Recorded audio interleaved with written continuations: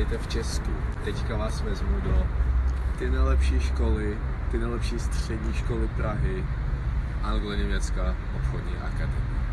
Don't play tic-tac-toe or tit for tat, nigga, this ain't that. He was talking gangster on them tracks till I got him whack. Glizzy with the switch and nigga splat, ain't no ducking that. Y'all be smoking make-believe arts, we be smoking facts, we be smoking. A tady jsme ve třídě Anglo-Německé obchodní akademie. Tady můžete vidět, jak to všechno vypadá. Tady máme projektor, což pomáhá učitelovi hezky vysvětlovat látku. Tam může dát obrázky z toho počítače. Takže učitel se hezky sedne tady a vysvětluje látku. A je všem vidět. Tady máme dezinfekční gel, nezbytnou věc během pandemie 2020. Tam si taky. Marku? Taky si dej. Tady teče pitná voda, takže kdyby nějaký žák se chtěl napít, tak může to dodržovat vlastně pitný režim. A podíváme se ještě tady.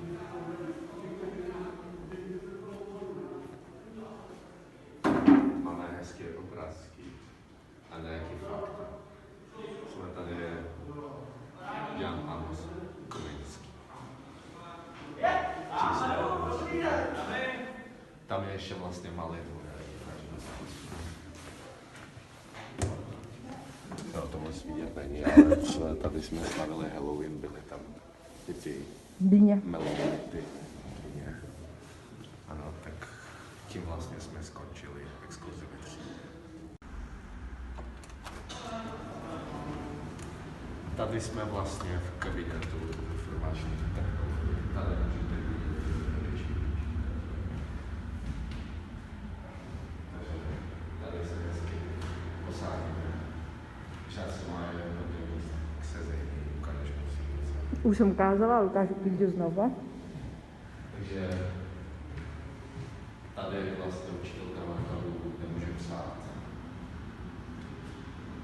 Zároveň má taky projektor, kde může ukazovat věci, které děláme třeba v Excelu nebo v Microsoftu. Ještě jsem prosím učitelský stol, vlastně odstať. Vidí hezky na všichni studenti.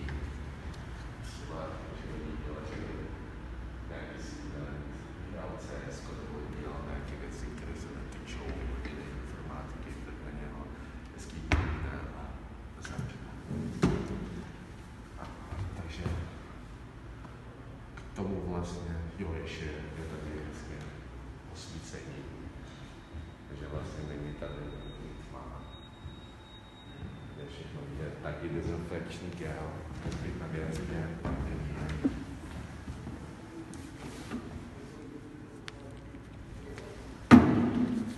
A nástěnné internetu. Jsme tady souvisení počasí, kurzy měn, pálina. A tady můžete vidět klávesnice psacího stroje, takže vidíme, jakýma prstvama musíme psát. A to je teda všechno o kabinetu informačních technologií. Guten Tag. Guten Tag, hallo. Das ist ein Interview mit der Frau Brechtová, unser deutsche Lehrerin. Wie lange unterrichten Sie an unserer Schule? Ich unterrichte an unserer Schule seit August 2019, also knapp 1,5 Jahren. Wie geht es Ihnen mit Lockdown in Tschechien? Ja, es hat gute und schlechte Seiten, so wie alles. Ich beginne mit den guten.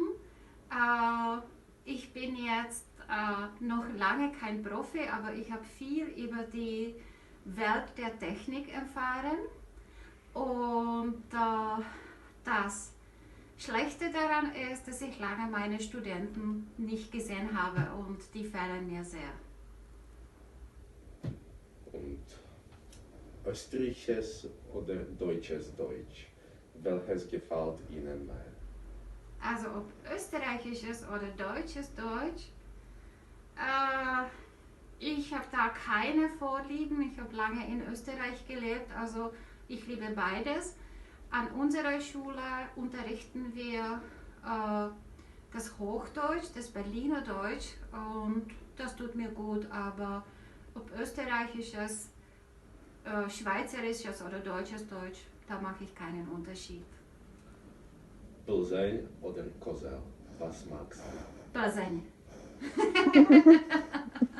Definitiv. Danke. Danke auch. Tady jsme vlastně v kabinetu paní ředitelky. Dobrý den. Dobrý den. A máme tady 7 hezkých otázek pro paní ředitelku. Tak začnu. První otázka. Projekt Rozvoj ANOA 2019. Na jaké podrobnosti byste nám řekla k tomu? Projekt Rozvoj ANOA 2019 je dvouletý projekt, který podporuje gramotnost počítačovou u studentů a vyučujících plus osobnostně sociální rozvoj pedagogů, vzdělávání a je vlastně spolufinancován penězi z Evropské unie. Tak druhá otázka. Sport a ANOA. Výhody být sportovcem na ANOA. Být sportovcem na ANOA, studovat u nás ve škole myšleno. Ano, že by nějaký sportovec vybíral školu a Proč by si zrovna měl vybrat naši školu? Ano. Protože tady má uspůsobený a speciálně připravený učební plán, který zohledňuje to, že je sportovcem, má dvoufázové tréninky a v době mezi tréninky může studovat plnohodnotně a dosáhnout středoškolského vzdělání. Čili je to vlastně skloubení studia a sportu, tak, aby vznikla ucelená osobnost člověka. Aby nebyl jenom zdatný sportovec, ale aby byl i vzdělaný člověk. Jsem slyšel, že dokonce tady i odnotovali známí sportovce. Určitě v každém případě. Patrik Šik je naším absolventem, například jeden známý. Jeden za všechny. Třetí otázka. V jakých oblastech na trhu práce absolventi ANOA nacházejí uplatnění? V jakých oblastech? Většinou? No, ve velmi širokých. Tak myslím si, že teď rozhodně mnoho absolventů školy pokračuje dál ve vysokoškolském studiu. To si myslím, že je důležitá věc a teprve tam se třeba profilují nějakým směrem a ve většině případů ale i ta vysoká škola už je zaměřená jako naše. Pokud budou pracovat, tak je to široká škála možností. Buď v podnikatelských subjektech, ve společnostech, které mají zahraniční majetkovou účast, protože jsou vybaveny jazykově, může to být v bankách, může to být v pojišťovnách, je to různorodé. Cíle školy na rok 2001, případné další projekty, jestli máte. Cíl školy na příští rok? Připravit do života další desítky našich absolventů, tak aby v životě obstáli, aby byli zdatní, co se týká nějaké občanské angažovanosti, aby byli flexibilní, aby měli vyvinuté nějaké sociální cítění a samozřejmě, aby byli odborníky ve svém oboru. Takže ten cíl je už dlouhodobý a máme ho i nadále, takže samozřejmě tohle to všechno platí. A další nějaké projekty? Určitě pokud se nám nějaké naskytnou, ať už jsou to projekty z evropských fondů, anebo projekty týkající se Erasmu, projekty týkající se Etwinningu, určitě se jich budeme zúčastňovat. To je dobrý slyšet. A mezinárodní spolupráce, ano, jestli byste rozhodli toto téma. Mezinárodní spolupráce, tak historicky jsme spolupracovali velmi úzce s odborně zaměřenou školou, jako jsme my, a to bylo v německém městě Bayreuth. Ta trvala několik let, ta spolupráce, a jednalo se vlastně o výměnné pobyty v rámci odborných praxí studentů. Tam to bohužel z organizačních důvodů ze strany německé školy skončilo. Na to jsme navázali spoluprací prostřednictvím organizace Tandem, která rovněž zprostředkovává odborné praxe studentů, takže tam už se vlastně dva turnusy našich studentů zúčastnili odborné praxe v Německu. A další účast, kterou máme, tak je samozřejmě jednak projekty prostřednictvím Erasmus+, to jsou ty projekty ne mobility, ale projekty, které se realizují v rámci nějaké spolupráce škol. A pak jsou to projekty, které realizují naši studenti v rámci e-twinningu, čili spolupráce s širokou škálou škol po celé Evropě.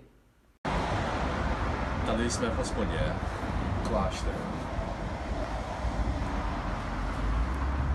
Pivo se nazývá Mnichovský klášter. Je velice dobrý. No a co jsem chtěl říct, proč vlastně piju to pivo? Protože podle zákona o vzdělání ke každé škole v Česku musí přiléhat hospoda a nesmí být dál školy než 500 metrů, protože vlastně naše škola je tam, to nemůžete vidět. A tady je prostě ta hospoda, takže dneska jsme vlastně